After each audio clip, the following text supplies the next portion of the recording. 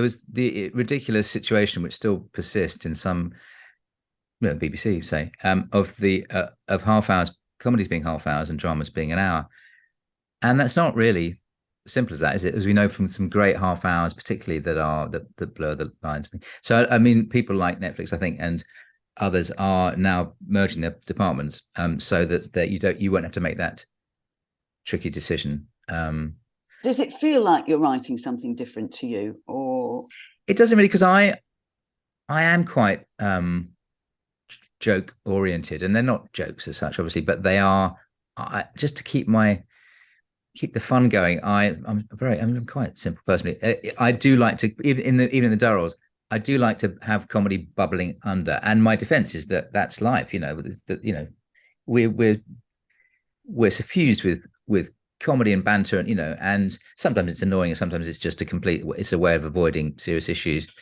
But I think it is part of the human essence. So I'm sort of unapologetic about it. But it's but other things have to rush in if you're doing a drama, a completely sort of official drama, and they are, soul and phrases like emotional development.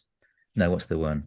What's the one they tend to use? Anyway, emotional through line, and those phrases that are awful part of the jargon landscape of TV, but it just means really making sure the characters are moving along, aspiring to things and failing or not failing in them.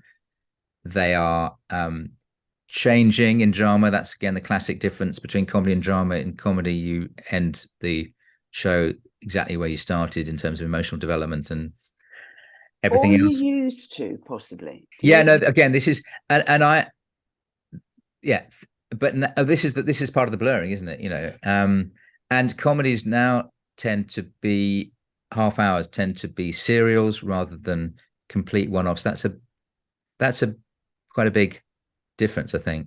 I mean, and it started, well, I don't know if it started, but certainly you can go back as far as Friends, and there was character development across the series, weren't there? And Absolutely. Yeah.